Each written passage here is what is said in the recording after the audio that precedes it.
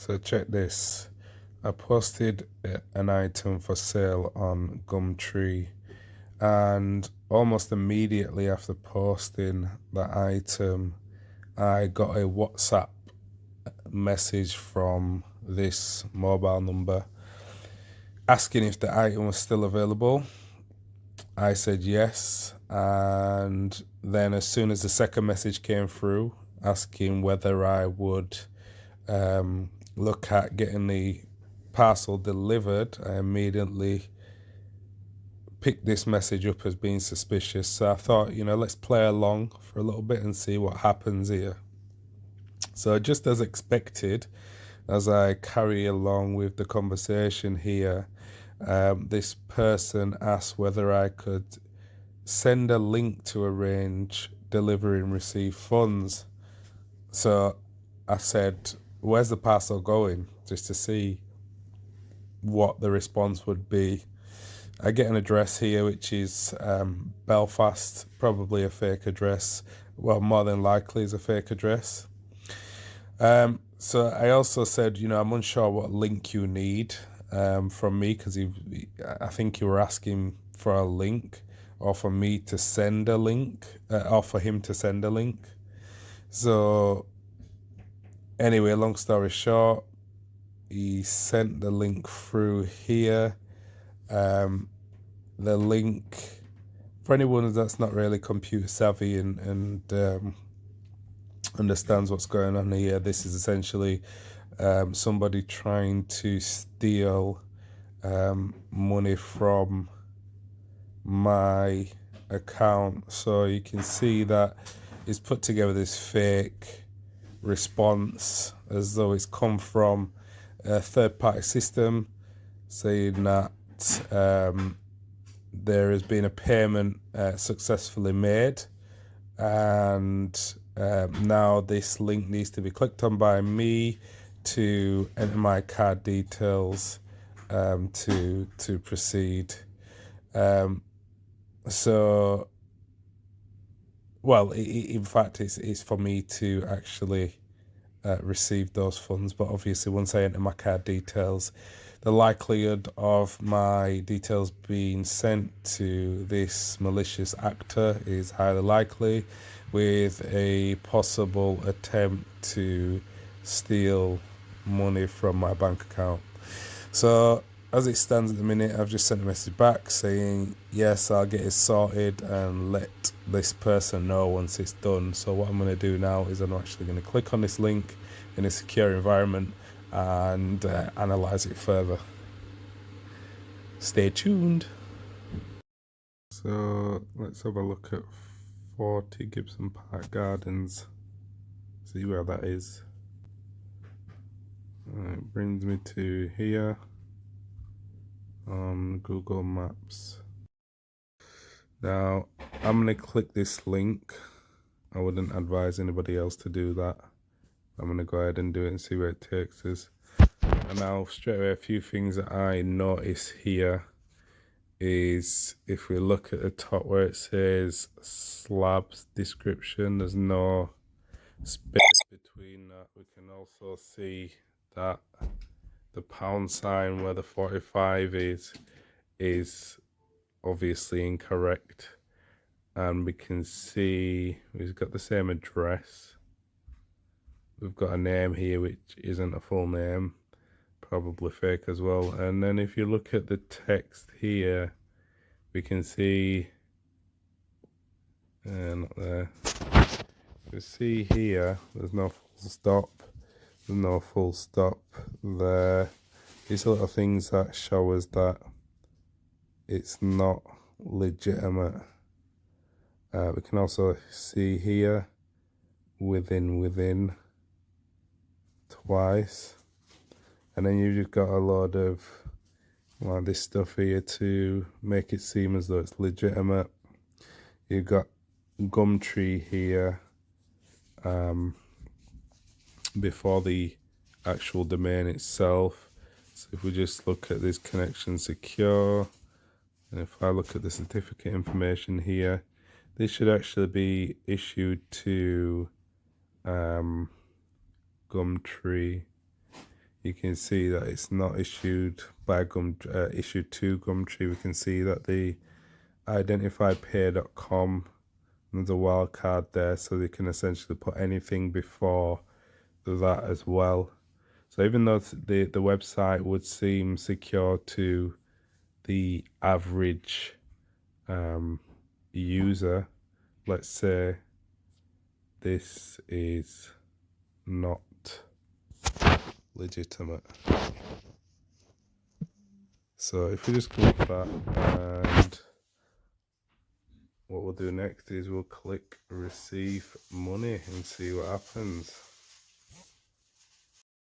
Now if I click receive money, let's see what happens. Okay, so we're taken to another side of this Identify Pays website, and we can see now I need to so I need to enter my card number, I assume cardholder's name. See, that just shows there that it's not legitimate either, because it's asking for cardholder. You know, maybe it should say name. And then again, data. What's data mean? It should be date or expiry date. And then it's asking for a CVV. So this here screams that it's not legitimate as well. So let's see if I can just enter some dummy numbers, and let's see what happens.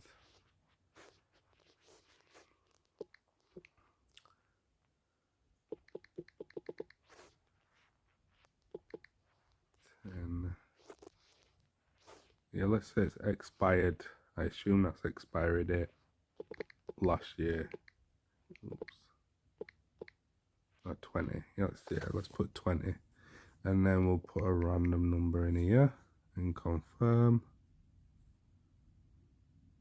You see there, nothing's happened, which is interesting. So if I was to look on the actual computer and see, or attempt to see what's actually happening with this traffic, it's probably sent off those details now, and these malicious actors will probably be attempting to steal money or analyze the data that I've sent to steal money from that account. So moral of the story is, always make sure that you're careful when you are selling things online, and if you're unsure, reach out to the company where you've listed an item if you can, or always seek more information from somebody that may know a little bit more about these sort of things than potentially you do. And then last but not least, we'll click back on this, and I've just clicked on this little chat button here. Let's see what happens here. They said they reply immediately. Let's see.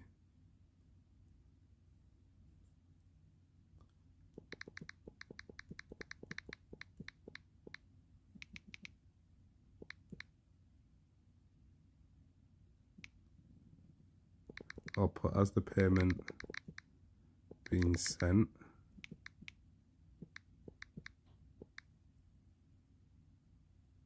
And we'll send that through.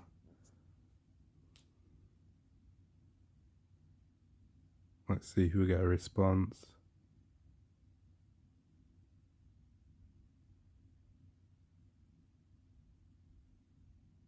We'll give it 10 more seconds.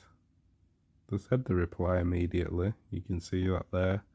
But clearly not, unless they're getting giddy thinking the details that I input are actually legitimate.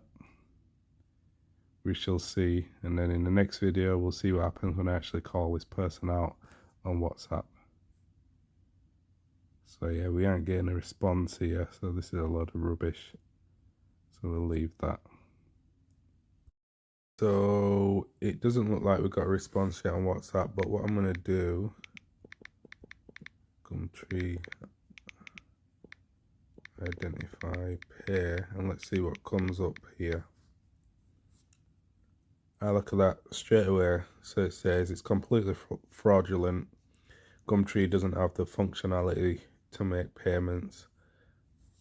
So you see here, as I pointed out in a previous video, is that they're using the identify pair domain, which is in this case malicious, and then what they've done is they've put the name Gumtree in front of that to make it seem as though it's legitimate, and they've also used the Gumtree logo and stuff like that. So you can see here, quick search brings up quite a few things that are pointing towards fakes and scams. So I think this pretty much sums up what I've been saying.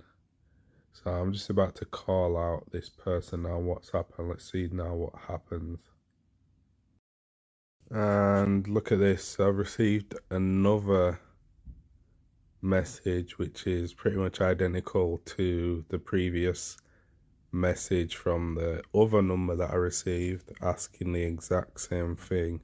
So it looks like they've got a template for this sort of thing. So I've just responded and put yes, and now they're asking if again the same thing, basically paying through Parcel to Go and all the rest of the rubbish. So it's the same thing. I ain't got time for it, so I'm pretty much just going to call both of them out straight away and see what happens. So this is the other number that's so adamantly wanting to pay straight away, and conveniently they've actually sent through a similar message, if not the same as previously on the other message from the other number. And the only difference here is they're using a slightly different link. Now I can't be arsed with it, so I've literally just sent them this message back, and I literally just sent them this message back. They've read it and they've gone offline. No response. So let's see if we can get another response from these.